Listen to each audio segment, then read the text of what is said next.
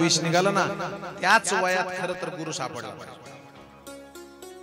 कशामुळं? पहिल्यांदा विष निघाला हलाहल, तर प्रार्थना कोणाची केली? आदिनाथ. आणि गुरु म्हणजे कोण? वंदे बोधमयम नत्यम गुरुम शंकर रूपिणम. हरे महाकाल काले दिगंबर निराले,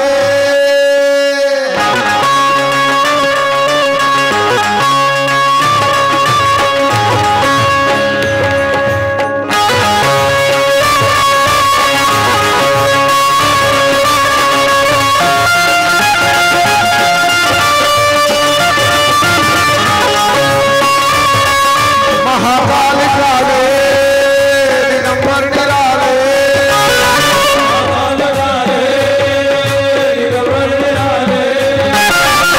दिग ब्रह्मा आदि अनंता,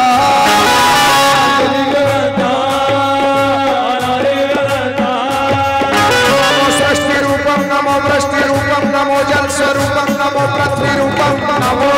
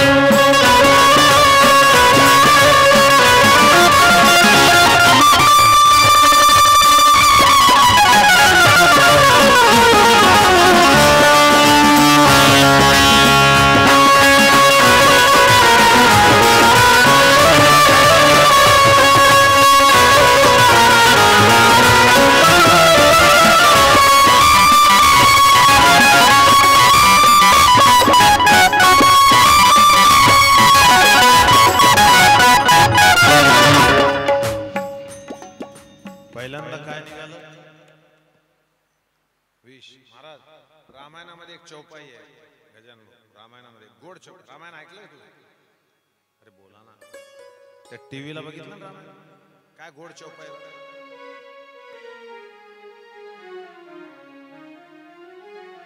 स्वतिरिधय नवनीत समाना,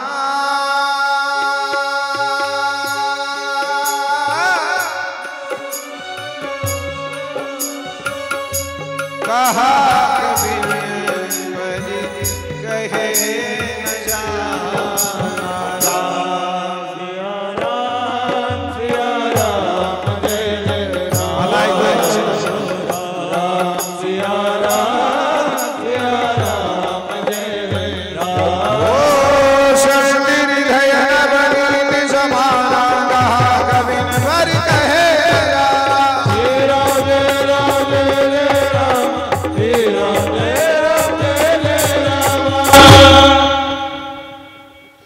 संताचं हृदय लोण्याच्या गोळ्यासारखं असतं. हे माय, लोणी कळतं? बोला ना. तुमच्या घरी असं दुधाला निघतं ते लोणी? खरं निघतं माझी शपथ. अरे काय झालं राजा, दुधात पाणीच इतकं की लोणी निघायचा काय प्रश्न? आता गवळण सुद्धा बदलायची ती. खरंच बाई माझ्या दुधात नाही लोणी. अरे ते बंद झालं ना आता. एकतर मग ते टाकायचं मिक्सर मध्ये फिरवायचं. पण आई, हे माय ऐका, इकडे खुर्चीवर बसले ज्यांचा बाहेरून पाठिंबा, लक्ष द्या भाऊ. ऐका ना, समजा लोणी निघाला नाही तर डोक्याचा केस असतो ना मग त्याला कांगव्यामध्ये निघतात ना केस, त्याच्यातला एक केस घ्यायचा आणि लोण्यात ठेवायचा, दिवसभर तसाच ठेवायचा, संध्याकाळी केसाला धरायचं, ओढायचं. केसाला लोणी चिटकत नाही, लोण्यात केस गुतत नाही. तसे संत संसारात राहतात पण संसार त्यांना चिटकत नाही आणि ते संसारात गुतत आणि आपण मग मजा बघा कसा फरक लक्षात आला. आजकाल काय झालं महाराज, मी तुम्हाला कांगव्यातला केस याच्यामुळे घ्या म्हणलो, आधीच राही ना गेला. परवा माझ्यासोबत एक जण कटिंगला बसलो, कटिंग अरे कटिंगला बसलो माझ्यासोबत एक 25 केस असतील त्याला. इथं वारीक काय म्हणला, कापू का मोजू? तो म्हातारा काय म्हणे, कदर कर कदर. किती केस? नाही, दुसरा आला. ते वारीक त्याला म्हणे, कोणचा शेड देऊ? Dark black, black dark natural natural. अरे इतकं तुम्ही मरायला लागले तुम्ही. तुम्हाला एक सांग, ठेविले अनंते तैसेची राहावे, चित्ती असू द्यावे, चित्ती असू द्यावे. असं आहे ते. अरे मी मायापर्यंत आणून सोडला आता, चित्ती असू द्यावे. तुम्ही एक काम करा, तुम्ही आत्ता जेवढे हसताना मोकळे तेवढे घरी हसत. तुम्ही घरी तुमच्या चेहऱ्यावर काय मिसतू पडलेला असतो. बायका कथेला आल्या ना मंडपात यायच्या अगोदर, आणि जसं जसं वापस घरी आहे, कारण घरी ते आकाशवाणी केंद्र सारख्या सूचना करत राहतं, त्याला सासू म्हणतात. सासू सारख्या सूचना, आणि सून म्हणजे कोण? सूचना नको.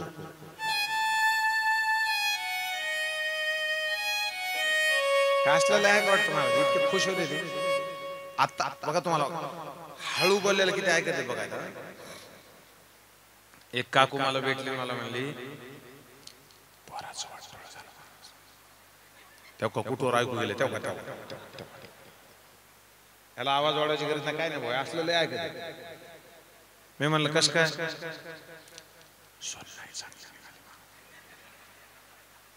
बघा बाबा, ऐकण्याची क्वालिटी बघा. मी म्हणलं स्वयंपाक कोण करते?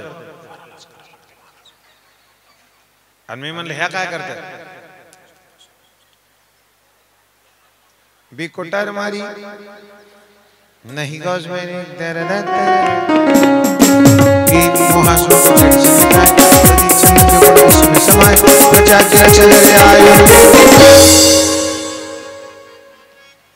लावा लावा, नो डाऊट लावा. इकडे आहे का? पण तोंडाला तितकंच पांढरं लावा जेणेकरून बापाच्या तोंडाला काळं लागणार नाही. आई पाया पडतो, मुलींना आणि मुलांना बी किती बी उच्च शिक्षित, उच्च विद्या विभूषित करा, पण पहिल्यांदा त्याला हिंदू धर्माचे संस्कार शिकवा. धर्म टिकला पाहिजे. धर्म बडे तो धन बडे, धन बडे तो मन बडे, मन बडे तो महिमा बडे, बडत बडत बड जा.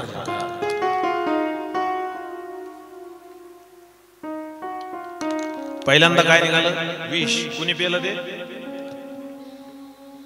भोलेनाथ.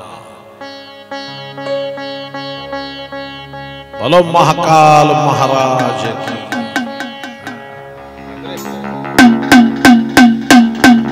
एक उज्जैन आहे ना, उज्जैन. कोण कोण गेलं उज्जैन? गेले ना? आरती बघितली का तिथली महाकालाची? भस्मार त्याचा आनंद घेऊ. 2 मिनिट फक्त टाळी वाजवायची, काहीच नाही करायचं. असे असे मेल्यासारखे बसणार, सरळ बसा तसे का असे बसे.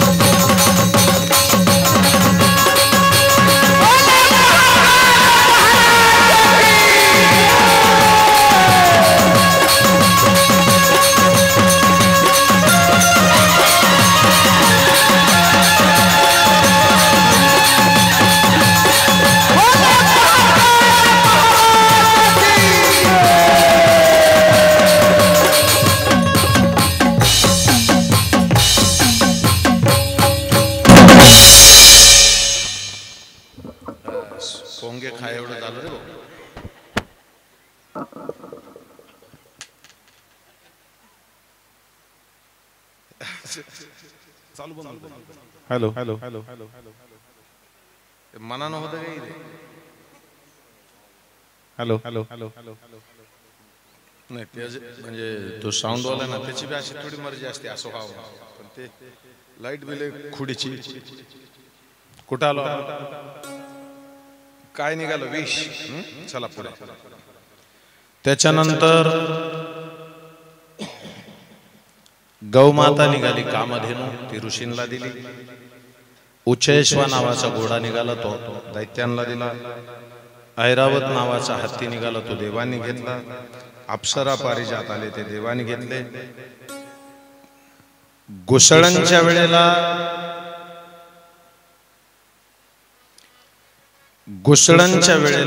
खाली जाऊन बसला होता ना एकदा त्याचं जय जयकार करा. बोलिये कच्छ भगवान.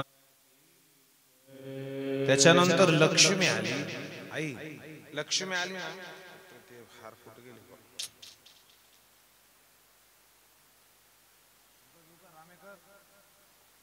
तुमचा हार लक्ष्मीनं असा हार घेतला.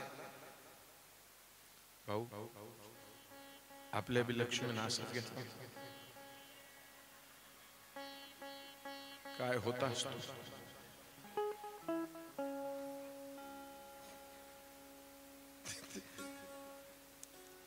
अशा उभारत्या भाऊ नवरा बिन बायको बी लग्नात असं वाटतं ह्यांच्यासारखं सज्जन जगात दुसरं कोण नसेल. एकदम शांत सायलेंट.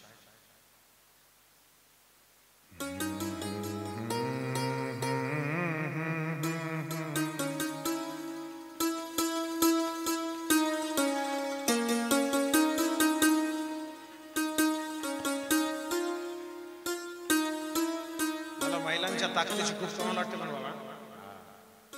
अरे आपण लग्नाला जाताना 200 माणसं तरी वराडी नेतो का नाही पण तिकडून ती माई एकटी येते. बघू म्हणजे काय तुमच्या ताकद.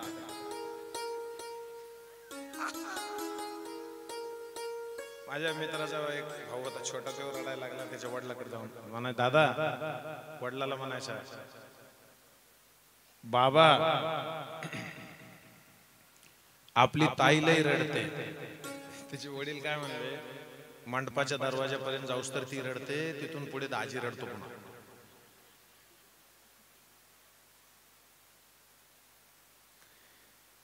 थोडं एक प्रश्न आहे माझा. इमानदार असाल स्वतःला काळीज उघडत ठेवून माय पाया पडून विनंती खरं उत्तर द्यायचं नाही तर मरण मिळतं. वृद्धाश्रमामध्ये आई बापाला पाठवायला जिम्मेदार पोरगा.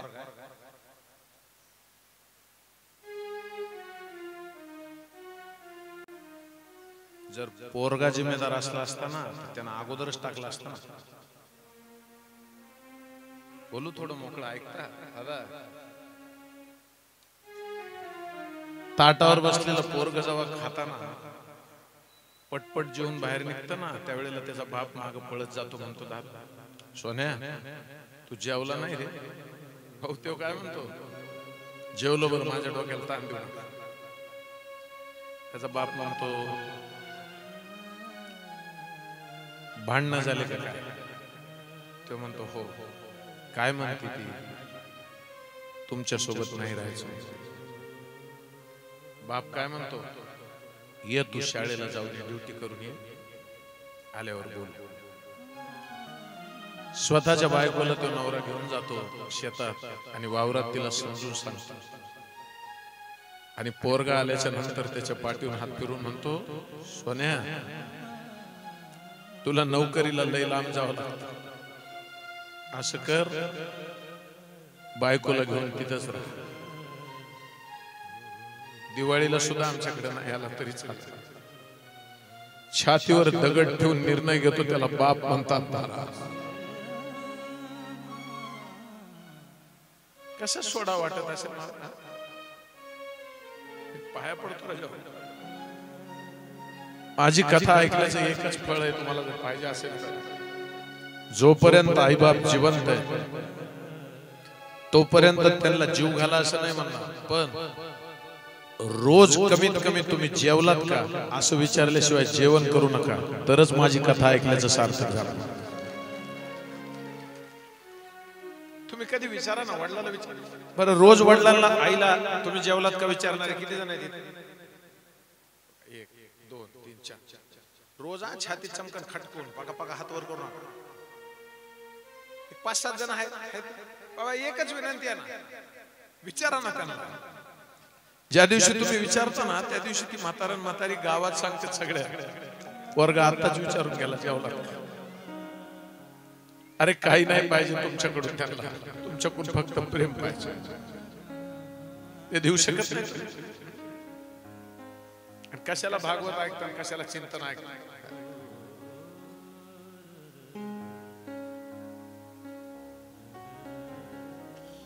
घरातल्या कुत्र्याला सांभाळायला जितके पैसे लागतात ना त्याच्या अर्ध्या पैशात मायबाप सांभाळले जातात चतकोर तुकडा जरी आईच्या गपचूप ताटात टाकला ना तरी आई रात्री झोपताना म्हणते माझ्या राजाला सुखात ठेव महंगाई की इस दुनिया में दुआएं आज भी सस्ती मिलती है एखाद्याला 1 रुपया दिला ना तर फकीर म्हणतो तुझं कल्याण हो तुझ्या लेकर बाळ किती रुपये बघा ना बसलेल्या सगळ्यांना तुम्ही एकदा चेक तर करा बरं रोज नाही झालं ना तुमच्यासाठी निदान मायबापाच्या वाढदिवसाला तुमच्या हाताने त्यांच्या तोंडात घास घाला बरं इथं बसलेली जेवढी माझ्या बहिणी आहेत मला बहिणी जेवढ्या आहेत आई मला खरं सांगा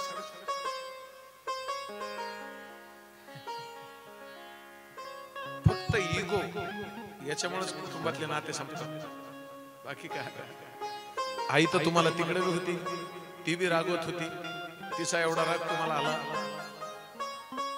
इथल्याच कसा आला नाते जपा राजा मी पाया पडतो अशा सगळ्यांचे भीक मागतो नाते जपा कुटुंबाचे कुटुंब उद्ध्वस्त होतात आणि लहान लहान लेकरांना तर काही कळत नाही ते म्हणतो काका चल आमच्या घरी तुला आवडती तशी पुरणाची पोळी केली आणि घरी येऊन म्हणतो मी काकाला सांगून आलो आपल्या घरी बोललो रामेकर भाऊ तिची आई त्याला मारते म्हणते पुन्हा त्याच्या घरी जायचं नाही याला वाटतं का जायचं नाही काकाचा आहे तो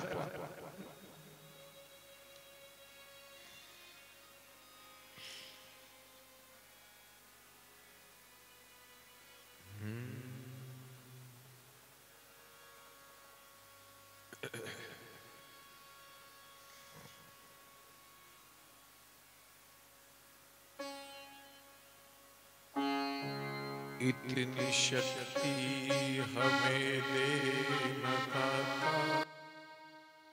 मन का विश्वास हम चले रस्ते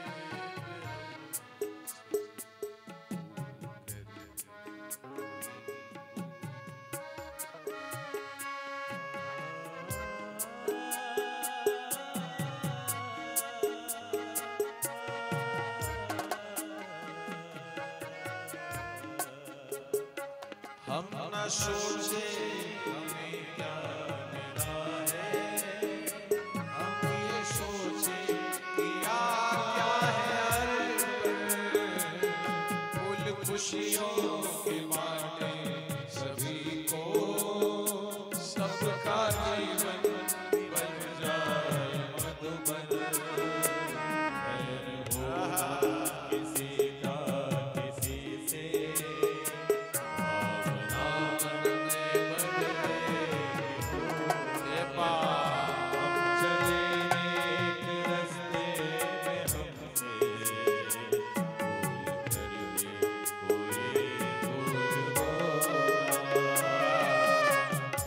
त्याच्यानंतर मोहिनी भगवानाचा अवतार आला त्याच्यानंतर 7व्या मन्वंतरात देवदैत्याचं युद्ध झालं त्याच्यात बलिराजा वाचतो बलिराजा शुक्राचार्याची सेवा करतो अर्धे जण ऐकणारे अशा करते बरं का आणि ते बी कानापाशी करते शब्द जवळच येऊ देत रडतायत ते बळीराजा शुक्राची सेवा करतो आणि यज्ञ करून 100 अश्वमेध यज्ञ करून स्वर्ग लोकाची प्राप्ती करून घेतो आता विठोबा भाऊ हे जे आलेत ना रामेकर, त्यांना विचारत त्यांची जात आणि मला विचार माझी जात, काय संबंध आहे? बरं मी कुठं राहतो ते कुठं राहतात, पण दादा प्रेम लागतं नात्यामध्ये, बाकी नाही लागत. काय लागतं? कोण कोणाला देऊन घेऊन चलित राहील? बरं तुम्ही सांगा, एवढे आज अकोलीच्या या विहिरीवर येतात, रोज येतात, पण तुम्हाला माहित आहे प्रगट उत्सव असतो आपलं बी तिथे. एक आंधळ जातं बरं का अध्यक्ष साहेब, आंधळ पंढरपूरला जात. पत्रकार साहेब त्याला डोळस माणसानं, डॉक्टर त्याला डोळस माणसानं विचारलं, तुला दिसतो का रे देव, तू कशाला येतो इथे? तो म्हणला, देव मला दिसत नाही, पण देवाला दिसाव मी आलतो म्हणून येतो. तसं या अकोलीच्या विहिरीवर कशासाठी यायची म्हणतात? त्यांना वाटलं पाहिजे आलता माझा माणूस. तेरी पनाह में हमें रखना,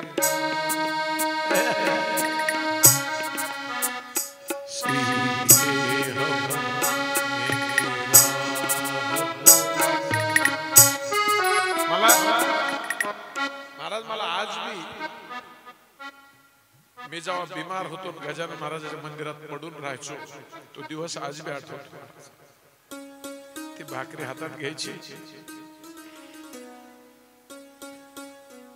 दुपारच्या वेळेला भाकरी खायची आणि त्या गादीच्या समोर बसून पारायण वाचित राहायचं.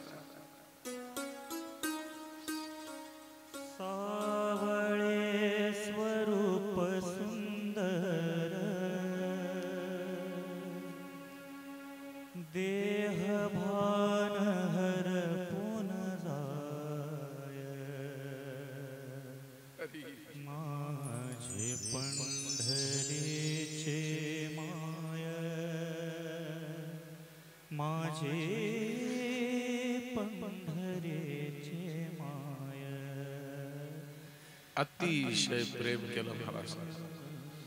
मी किती केलं गजानन बाबावर मला माहित नाही, पण त्यांनी खूप केलं. करुणा का सागर आहे. लोक म्हणतात नग्न आहे, तुम्हाला नाही कळायचं, फकीरी आहे. कित्येक जण म्हणतात गजानन बाबा फकीर आहेत. अरे आत्ताच्या काळातला कुबेर आहे तो. व्यवस्थेच्या बाबतीमध्ये सगळ्यात स्वच्छतेनं भरलेलं जर केंद्र कुठलं असेल तर शेगाव आहे. आणि मी इथेही बघितलं अकोलीच्या या संस्थांमध्ये तितकीच टापटीप, तितकीच स्वच्छता. मी आयोजन कर्त्याला, उत्सव कमिटीला, विश्वस्त मंडळीला आणि या सर्व सेवाधारी महिला पुरुषांच्या चरणी एकदा प्रणिपात करतो. कुठलं तरी पूर्वजन्मीचं पुण्य राजावं नाही तर कोण इथं काम करत. चलतो पुढे आहे. बळीराजा 100 अश्वमेध यज्ञ करतो. वामन भगवान त्याच्याकडे भिक्षा मागायला येतात. बरं का, ही कथा आहे फार गोड आहे बाबा. भाद्रपद शुद्ध द्वादशीच्या दिवशी यांचा जन्म झाला. आदितीनं लंगोटी दिली, धरतीनं आसन दिलं, ब्रह्मानं कमंडलू दिली, सरस्वतीनं माळा दिली आणि त्यांचं मौंजी बंधनाचा कार्यक्रम झाला. देव भिक्षा मागायला आले. आई इतका चांगला होता हा वामन, देव भिक्षा मागायला आला बळीराजाकडे.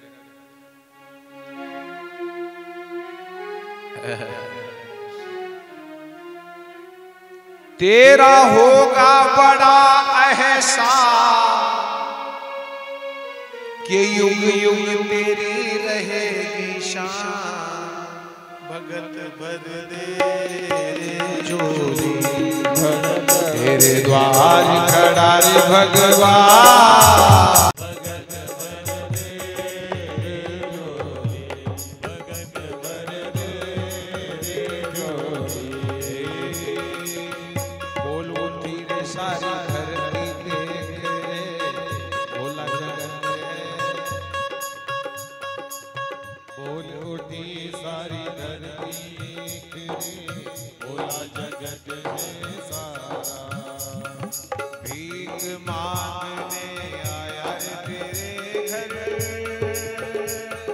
जगत का पालन हारा रे, जगत का पालन तेरा होगा बड़ा एहसान, युग युग तेरी रहेगी शान।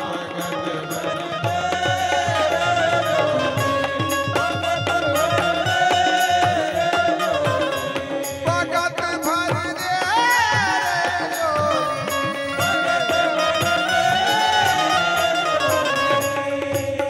ओ गणगणात बोले, गणगणात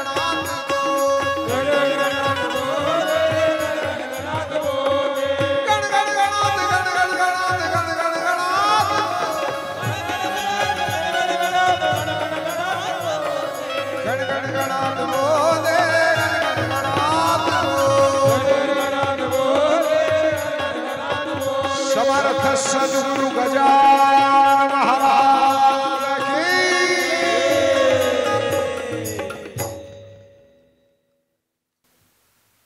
तुम्हाला एक सांगू का, तुम्ही कथा ऐकताय हे डोक्यातून काढून टाका, आणि मी कथा करतोय हे मी डोक्यातून काढून टाकतो. कथा ऐकायची बी त्यांनाच आहे, करायची बी त्यांनाच आहे, तवाच हे होतं.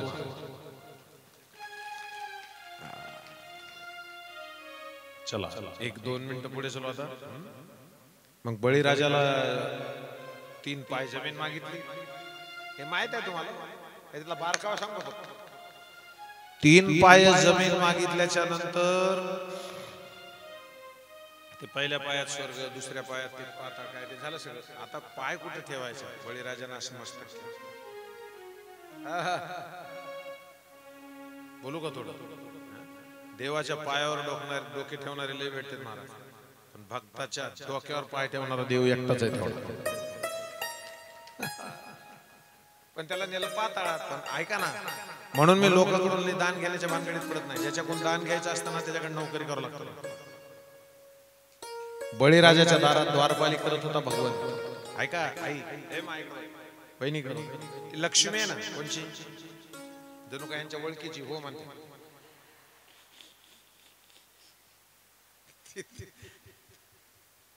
ती लक्ष्मी आहे ना,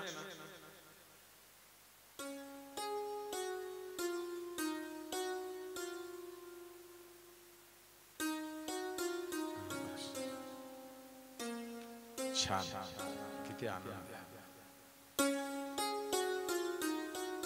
लय मजेशीर आहे काय गोष्टी. वारकरी संप्रदायामध्ये आम्ही जर प्रमाण दिलं तर त्याच्यासारखं आम्ही जगलं पाहिजे.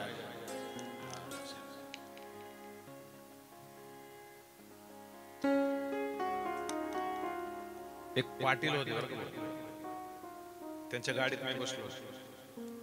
इकडे आहे काय महत्वाचं आहे, त्याच्या गाडीत मी बसलो. ते समोरच्या काचातून सगळं असं धुंदक धुंदकच दिसायला लागलं. मी काय म्हणलं, साहेब पाणी मारा ना त्याला काचाला. त्यानं पुन्हा मारलं पाणी, ते पुन्हा बघितलं ते काच तसाच दिसायचा असं धुंदक. मी म्हणलं काच असा फ्रेश का दिसत नाही. ते म्हणला माझ्या डोळ्याचा जी चष्म्याचा नंबर आहे त्या नंबरचा काच आहे. इथं डोक्याला सांभाळायची भारीच नाही म्हणा ती बरोबर. तसं काही दिवसांना मोबाईल इथं बांधा लागते.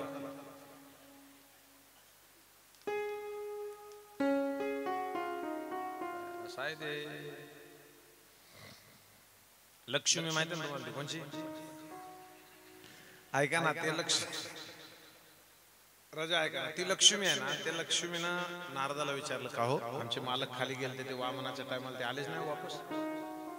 ते म्हणले खाली ते द्वारपाली करते, ते आली तिथं काम केलं आई. आणि दिवाळीच्या भाऊबीजेला नाही का राखी बांधली, आणि त्यानं विचारलं बळीराजाला काय पाहिजे. ते म्हणले तुझ्या दारात जे द्वारपाली करतोय ना तेव्हा पाहिजे. बळीराजा म्हणला तू इतकी चांगल्या घरची, ते तसलं वाईट माणसं विचार तुझ्या. ते म्हणले बाहेर चला ना. लक्ष्मीला बघितलं की देव मूळ स्वरूपात. त्या दिवशी 2 जण परत वैकुंठाला गेले. त्या दिवशी आपण ती भाऊबीज करतो ना प्रतिपदा, एकदा त्याला वामन, एकदा जोरा जय जयकार बोलिये लक्ष्मी नारायण भगवान की जय. त्याच्यानंतर शरणागतीची कथा येते. कृतमाला नदीच्या काठावर सत्यव्रत राजाला वाचवण्यासाठी आलेल्या मत्स्य अवताराचं एकदा वर्णन येतं. त्याचा जय जयकार करा. बोलिये मत्स्य भगवान की जय. 8वा स्कंद पूर्ण झाला, 9व्या स्कंदाला प्रारंभ करायचा. आता ध्यानम ब्राह्मण मंडळी पूजा सांगितलं 9वा स्कंद सुरू करायचा आहे.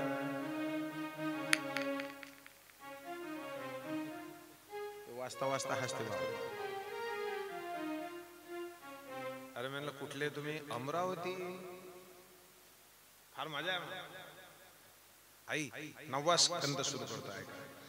अष्टम स्कंदाच्या शेवटला आलेली सत्यव्रत राजाची कथा जी आली त्याच्या वंशाचं वर्णन सांगा. परीक्षित राजाला प्रश्न केला. शुकाचार्यजी पूज्य शुकाचार्यजी वर्णन करतात. गंगेच्या तीरावर राजन सत्यव्रत राजा हा वैवस्वत म्हणू होता. त्याच्या घरी विवस्वानच्या घरी वैवस्वत ते सूर्यवंशाचे आद्य प्रवर्तक होते. श्रद्धा नावाच्या स्त्रीशी त्यांचं लग्न झालं. त्यांना 10 मुलं झाली.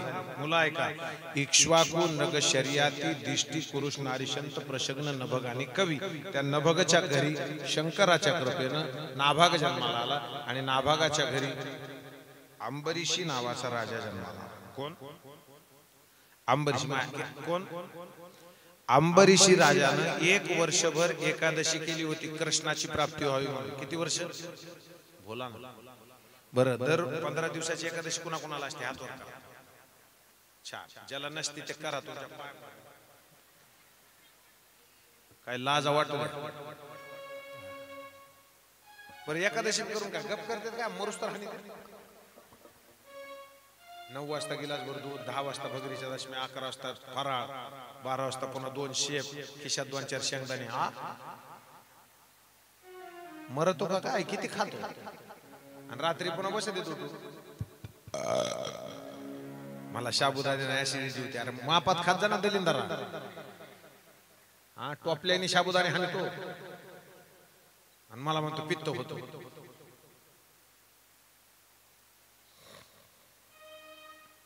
मरा बाबा तुम्हाला जसं वागायचं.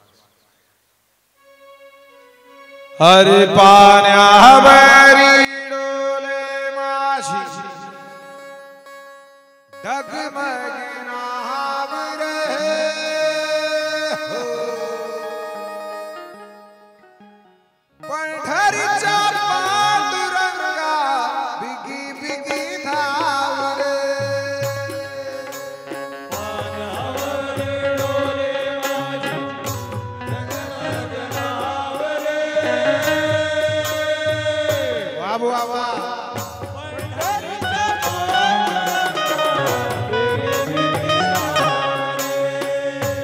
याला हाडाचा वार म्हणतात. त्यांना दमच पडला म्हणतात.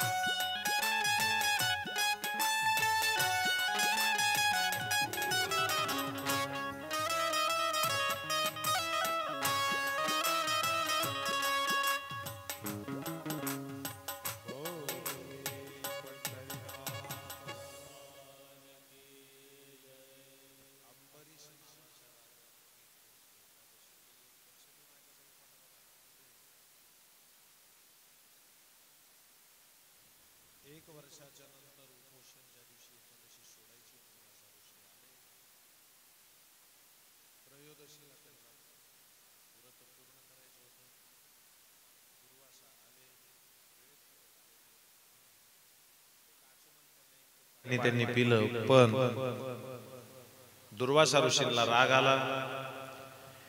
कृत्या नावाची एक स्त्री त्यांच्या अंगावर सोडली. सुदर्शन चक्रानं भगवंतानं त्याचा नाश केला.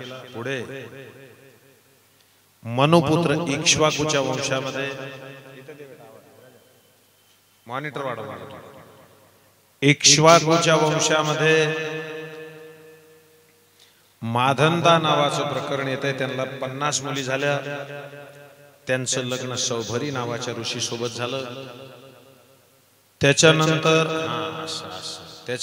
सगर नावाचा सम्राट त्यानं अश्वमेध यानं लपवला. कपिल मुनीच्या आश्रमात गेल्यावर सर्व जणांना मुनींनी भस्म झाले. त्यांचा उद्धार करण्यासाठी गंगा हा उपाय सांगितला गेला. अंशुमनच्या नंतर दिलीप, दिलीपच्या नंतर रघु, रघुच्या नंतर आज, हे पुढचं प्रकरण.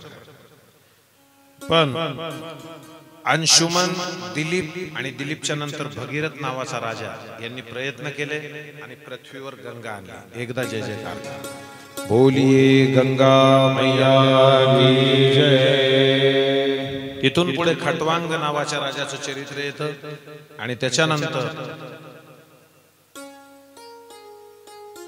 दीर्घबाहू, दीर्घबाहूच्या नंतर रघु, रघुच्या नंतर आज, आजच्या नंतर दशरथ नावाचा राजा जन्माला येतो. ऐकता काय? आता शिकवळकीचं नाव आलंय 4 दिवसात दशरथ आलं. पुढे चलो आता. रामायण सांग का? ऐकता का? 9वा स्कंद म्हणजे रामायणाचा. हे डोकं घाल ना काय. पुन्हा कधी वेळ मिळाली कधी बाबांनी बोलवलं तर रामायणासाठी येईल. पण आता हे ऐकून घ्या थोड्या धावत्या. सम्राट चक्रवर्ती दशरथ नावाचा राजा होता. मुलगा होत नाही म्हणून पुत्रकामेष्टी यज्ञ केला. वशिष्ठांच्या सांगण्यावरून यज्ञ झाला. यज्ञाचं पायस मिळालं. फळाची वाटप झाली. घरामध्ये 4 मुलं जन्माला आली. 4 मुलं जन्माला आल्याच्या नंतर गुरुजींच्याकडे शिकायला पाठवली. शिकून आल्याच्या नंतर विश्वामित्र जी आली. यज्ञाच्या रक्षणासाठी पोराची मागणी केली. राम लक्ष्मणाला सोबत घेऊन गेले. जाताना ताडकेचा वध केला. विश्वामित्राच्या सोबत जाऊन धनुष्य भंग केला. लग्न झालं. परत आले. रामाच्या वनवासाची मागणी झाली. राम वनवासाला गेले. भरत परत आले. दशरथजी वारले. भरत परत गेले. भेटून पादुका इकडे आणल्या. पादुका स्थापना केल्या. तिकडं सीतेचं हरण झालं. हनुमानजीची भेट झाली. वालीचा वध झाला. सुग्रीवाची भेट झाली. त्याच्यानंतर शबरीची भेट झाली. शबरीची भेट झाल्यानंतर शबरीचा उद्धार झाला. तिथून पुढे सांगितलेल्या रस्त्याला हनुमानजीला पाठवण्यात. हनुमानजी गेले. हनुमानजीने लंका जाळली. वापस आले. वापस आल्याच्या नंतर सीता तिथं आहे म्हणून सांगितलं. जाताना रामेश्वराची स्थापना झाली. पलीकडे गेले. अंगद शिष्टाईला पाठवले. अंगदाची शिष्टाई कॅन्सल झाली. युद्ध झालं. युद्ध झाल्यावर लक्ष्मणाला शक्ती लागली. हनुमानजीने पर्वत आणला. संजीवनी गुटील चाटवली. लक्ष्मणजी उठले. इंद्रजित वारला. कुंभकर्ण मारला. बिभीषणाला साम्राज्य दिलं. रावण मारला आणि परत येऊन पुष्पक विमानानं बसून रामायणामध्ये इकडे अयोध्येत येऊन त्यांचा अभिषेक झाला. झालं रामायण. जाऊ का घरी?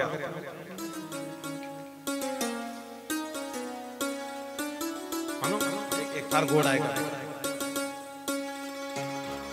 दशरथ के राज दुलारे, कौशल्या के आंख के तारे, हरे सूर्य वंश के सूरज, रघुकुल के उजियारे, राजीव नयन बोले,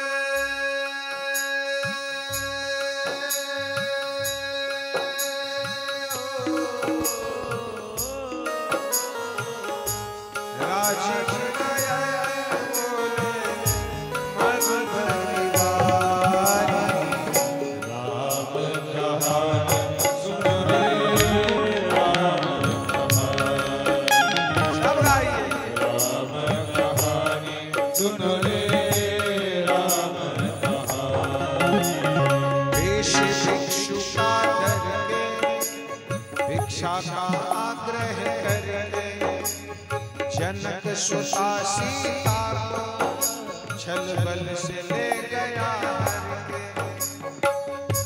हर के,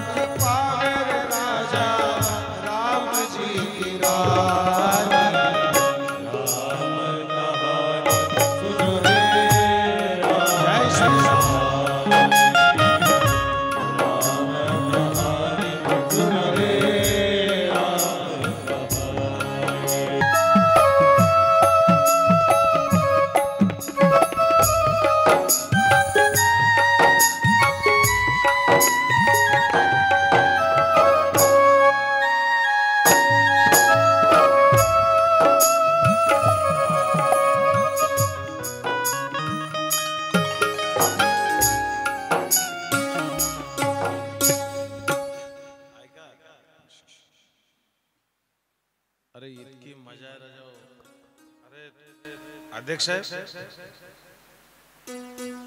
देवाला 56 भोगाचा नैवेद्य पहिल्या दिवशी होता का रोज चालू आहे? पहिल्या दिवशी होता. आता उद्या इथं लागल, इथं लागल. आता आपण काय करू, एक उद्याच्याला प्रयोग करू. चालन? कोण कोण माझ्यासोबत, कोण कोण? अरे कसा निवडून येईन मी एवढे ना. येताना काय करायचं ऐका, येताना पुरुष असो महिला असो, येताना थोडा प्रसाद घेऊन यायचा प्लीज. काय बी आणा तुम्हाला वाटेल ते. कुणी लाडू आणा, कुणी तुम्हाला ती चिवडा आणायचा चिवडा आणा, कुणाला पुरणपोळी, कुणाला बिस्किट, कुणाला पेढे, कुणाला कलाकंद, कुणाला काजू, कुणाला ज्याला जे वाटेल. असं म्हणायचं नाही माझ्या बायकोने आणलं मी कशाला. प्रत्येकानं वेगवेगळं आणायचं. तिथं मोठे पातेले त्याच्यामध्ये ते सामान जमा करा आणि ते सगळं कालवून आपण आपले खाऊन टाकू. कुणाला द्यायचं नाही, घ्यायचं नाही, आपलं आणायचं आणि आपणच खायचं. चालेल? त्याचं कारण असं आहे, उद्या गिरिराज धरण नावाच्या गोवर्धन पर्वताला 56 पदार्थाचा नैवेद्य असतो. आता तुम्ही सगळ्यांनी जर वेगवेगळे आणले तर किती 56 नाहीत व्हायचे ते. आणताल ना? कोण कोण आणेल हातवर करा. शाबास. अजून काय जण हातवर केले नाही, गरीब दिसते, त्यांना दलित रेषाखाली सर्टिफिकेट.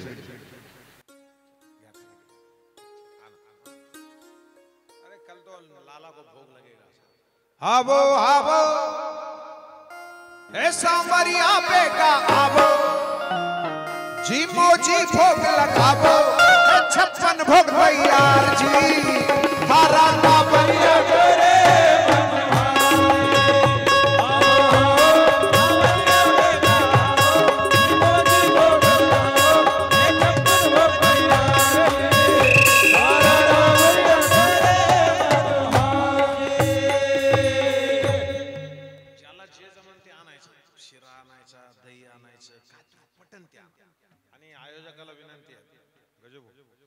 मोठं पातेलं 2-3 ठेवा, असं मस्त त्याला असं तिथं ठेवायचे गेटला. म्हणजे मग इथं काय होतं, उशिरा येणारे बी इथं तिथं ठेवू आपण, सगळं भरून आणून. नाही तर मग ह्या साईडला कुठतरी ठेवू, पण असं मस्त काला करू द्यायचा. मारू काला इतकाला प्रसाद मिळाला पाहिजे सगळं. काय द्यायचं?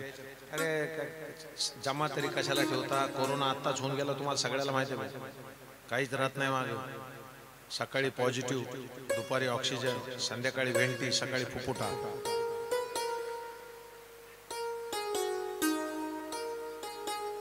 कुणीच नाही कुणाचं. आई आणा मस्त चला, आणताल ना? प्रसाद आहे हा. काय तुम्हाला पैसे मागितले काय? तसले रिकामे धंदे करीत नाही. रुक्मिणीच्या लग्नाला आहेर सुद्धा आणा म्हणणार नाही. काय बंद पडले त्या आहेरावर? ईश्वरानं मला इतकं दिलंय, कुणा पुढे हात पसरायची कवाच गरज नाही पडत. आहेरन फिरे काय करतात? आहेर जर तुम्हाला काही द्यायचा असला रुक्मिणीच्या लग्नाचा, तर या संस्थांना वाटेल तेवढं द्या. जितकं देताल त्याच्या चौपट तुम्हाला मिळेल. मला काय करायचं? फकीर फक्त लक्ष देऊन ऐका ना. एक 10 मिनिटं रामायणामधले घेतो. मला पूर्ण रामायण नाही सांगायचं, पण त्याच्यातला एक प्रसंग सांगतो. सांगू?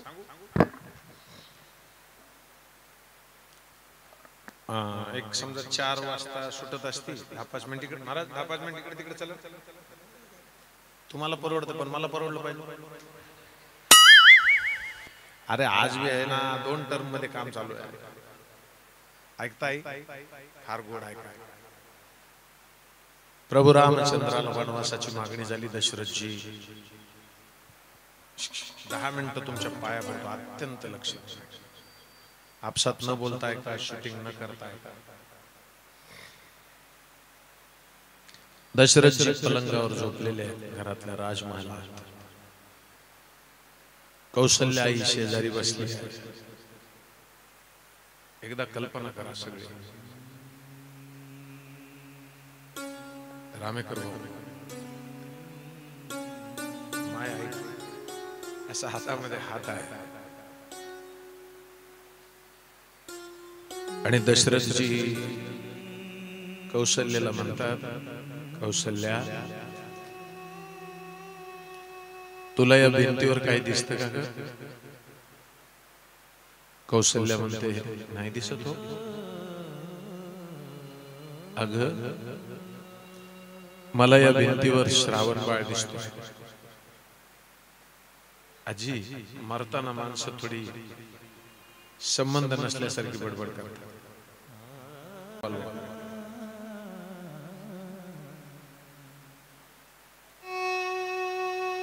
महागावून येतोय तेव्हा त्याची आई ते दोघ जण येतात. काल मला म्हणलं तुमचे कपडे द्या मला, मी स्वच्छ करून आणतो.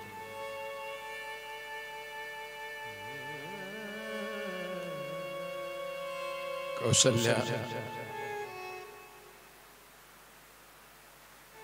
आज 8वे मजला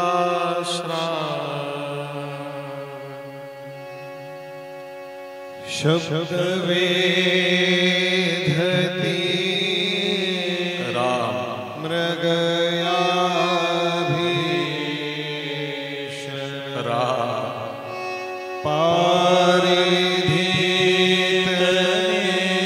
राम वधिला ब्राह्मण राम त्या विप्राच्या राम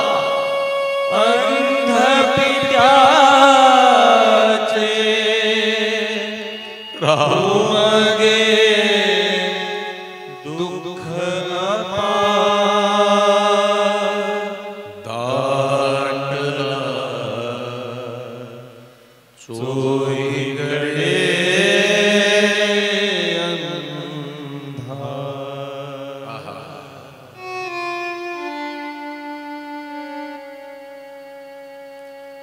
कौशल्या ऐकता ना माय सगळं इथं बसलेल्या जेवढ्या आहेत दादा, घरातला कुटुंबाचा प्रमुख बाबा,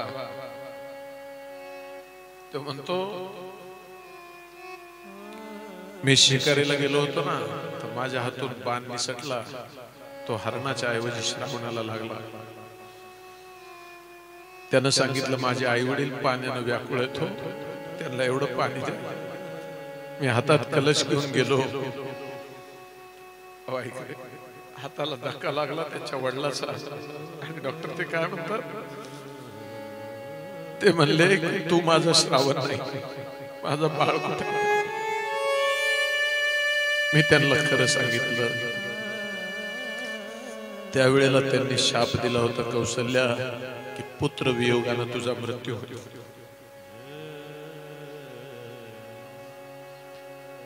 दाटला चोहीकडे अंधार. श्रीरामाच्या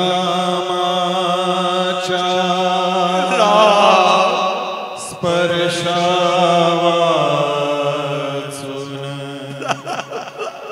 अतृप्तच जळते जीवन, नाही दर्शन नच संभाषण. मीच धाडिला वरात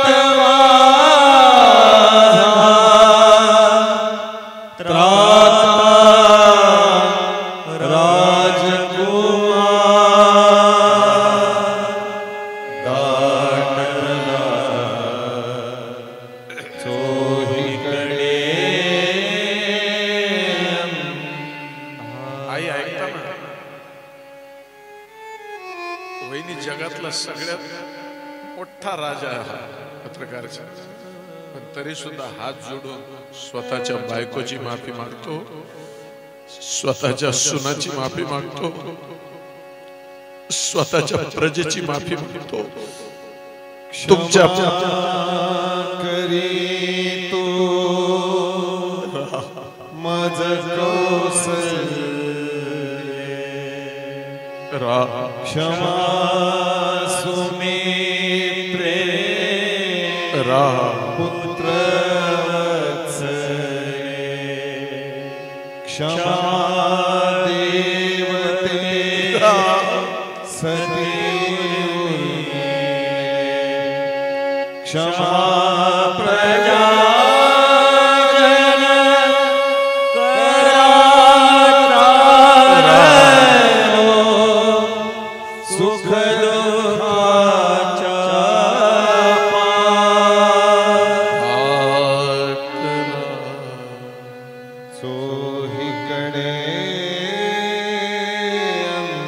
ऐका ना, राम राम 6 वेळेला उच्चार केला आणि कौशल्याच्या हातात असलेला हात, भाऊ हे राजा ऐका, असा हात निसटला आणि कौशल्यानं शेजारी असलेल्या सौमित्रीला मिठी मारली, बहन हमारे नसीब फूट गए.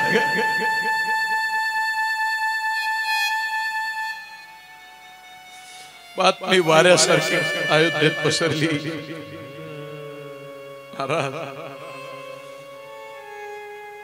गावातल्या गरीब लोकांनी चुलीत पाणी ओतलं.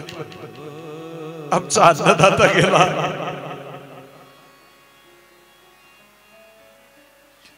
वशिष्ठजी आले. वशिष्ठजी म्हणतात कोणीतरी जाओ भरताला बोलून ऐकता दादा, दादा ऐका,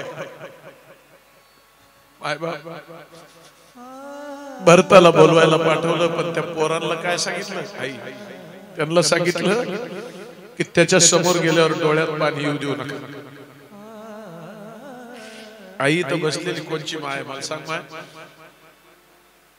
सुनाच्या पोटात बाळ असावं आणि पोरगा ऍक्सिडेंट मध्ये मरावं आणि तुम्हाला डॉक्टरांनी सांगावं की सुनाच्या समोर गेल्यावर डोळ्यात पाणी येऊ देऊ नका. दम पडत. ते दोघं गेलते नाही, त्याच्यातलं एक जण आहे ना, भरताला बघितलं की रडला. भरत म्हणतो क्या हुआ, कुछ नहीं, आपको बहुत दिनों से देखा नहीं था ना भैया, इसलिए आंख में पानी. भरत शत्रुघ्नाला म्हणतो काहीच खरं राहिलं नाही अयोध्येत, चल लगेच. दोघ जण आले बघा, ऐका रे राजा हो, पाया पडतो ऐका. कैकेयीच्या दरबारात भरत आला आणि पहिला प्रश्न विचारला, आई दादा कुठे. ऐकता ना तुम्ही भाऊ, भाऊ ऐका रे, आई दादा कुठे. कैकेयी म्हणते आता सगळं चांगलं झालंय. हे म्हणतो मी ते प्रश्न नाही विचारतो, मी विचारतोय दादा कुठे. वहिनी ऐका, सगळ्या बसलेल्या माझ्या बहिणी वहिनी. मंथरा म्हणली सगळं चांगलं झालं. मंथरेला लाद घातली शत्रुघ्न बाबा. भरत काय म्हणतो, शत्रुघ्न हमारे घर में दासियों पर हाथ नहीं उठाता. बताओ ना माँ भैया का. शेवटी कैकेयी म्हणते तुझ्या राजाला मी तुझ्या दादाला वनवासाला पाठव. आई असा माग सरकला भरत आणि आईच्या पायावर डोकं ठेवतो. काय म्हणतो माहित आहे, तू या शरयू गंगेचं पाणी पिलीस नाही, या रघुकुलाची तू भाकर खाल्ली ना. बघ असली मागणी मागताना तुझी जीभ गळून कशी नाही पडली. तुला कसं वाटलं की तुझा मरण. कोण निवारी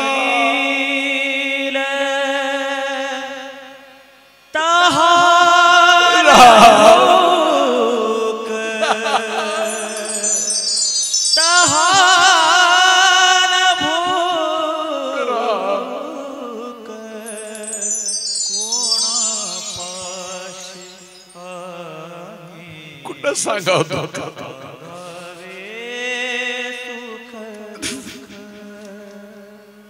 तो म्हणतो आजपासून तू माझी आई नाही आणि मी तुझा मुलगा. शत्रुघ्न म्हणतो दादा मग आपण कुणाकडे जायचं. वाक्य ऐकता, जर कळत असलं तर ऐका. भरत म्हणतो शत्रुघ्न आज भी अयोध्या में कौशल्या नाम की गंगा बहती है, हम उसके पास जाएंगे. शत्रुघ्न घरात गेला, पाया पडतो. कौशल्या म्हणते काय रे राजा, भरत नाही आला. बाबा ऐकता, भरत नाही आला. म्हणले आलेत पण दारात उभारले. त्यांनी विचारलं की मी दर्शन घ्यायच्या लायकीचा राहिलो. कौशल्या पळत बाहेर आहे.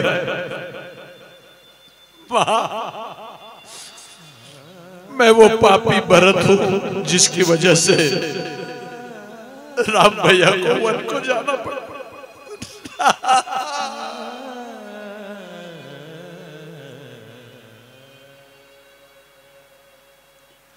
मला क्षमा करशील आई. कैकेयीच्या मताशी जर मी सहमत असेल तर ब्रह्मांडात जितकी नरक तेवढी मी एकटा भोगेला. त्याच्या पाठीवर हात ठेवून कौशल्य काय म्हणली, चंद्र सूर्य असेपर्यंत एखादा कथाकार, कीर्तनकार, दार्शनिक, प्रवचनकार, प्रचारक, प्रसारक, तत्ववेत्ता जर कोणी म्हणलं की भरत दोषी आहे तर त्याला नरकात पडावं लागेल. राजा तू साधू आहे. भरत कोण आहे? आपल्या आपल्या संप्रदायात भजन आहे महाराज. तोची साधू ओळखावा